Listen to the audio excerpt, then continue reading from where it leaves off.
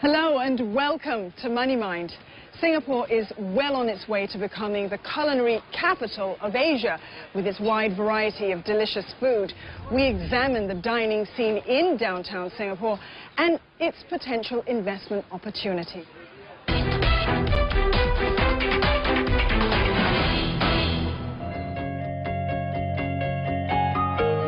Celebrity chef Gordon Ramsay was in Singapore recently. Listen, the capital is right. The British restaurateur is opening his first restaurant here, Bread Street Kitchen, at the Marina Bay Sands early next year. He follows a string of celebrity chefs who have set up restaurants in the city-state, attracted by a growing number of wealthy individuals willing to pay exorbitant prices for exquisite cuisines. Ramsay's restaurant is one of many spicing up the F&B scene in Singapore's central business district. They're attractive there by the transformation from a financial hub into a vibrant work, live, play environment. We've seen a lot of completions of residential units in the area. We've also seen a lot of office space being completed in the form of iconic office buildings. The business hotels that have also sprung up, the IR and the Marina Bay area has been attracting a lot of attention. And all these have actually led to an increase or an explosion of the F&B culture in the area. And at the same time, we've also seen an infiltration of F&B operators. And that is why we've seen more space being dedicated to such users. Non-shop retail space in Singapore's downtown core has increased by 10% in the last 3.5 years. That's an additional 300,000 square feet of space for F&B, entertainment, health and lifestyle outlets, all catering to a rise in the area's residential population.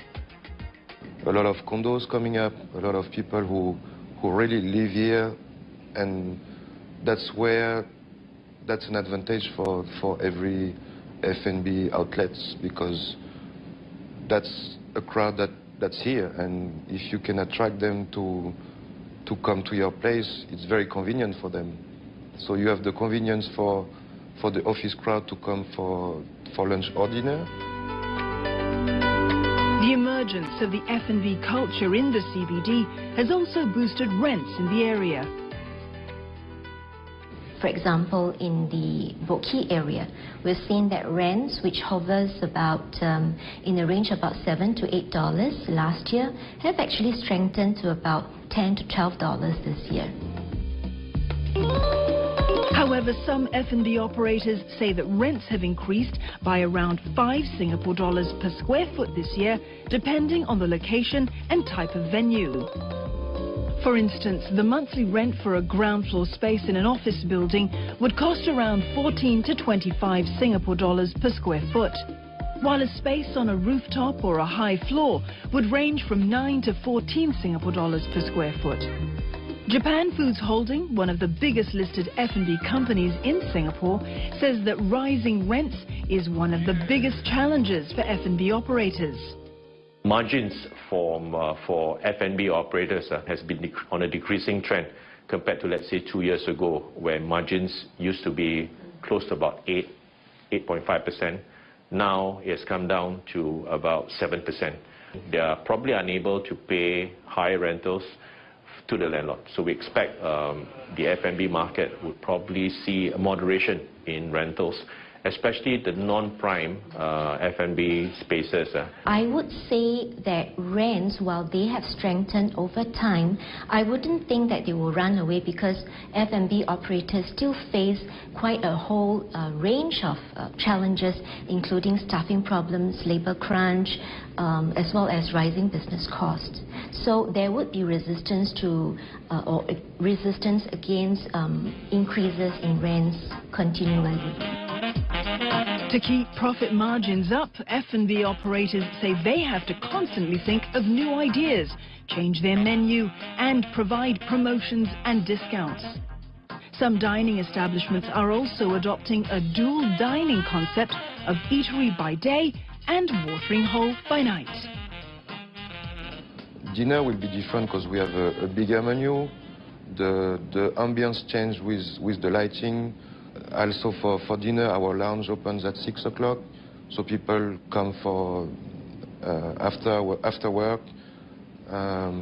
tend to come for drinks, then come in for dinner, or come for dinner and move out for drinks.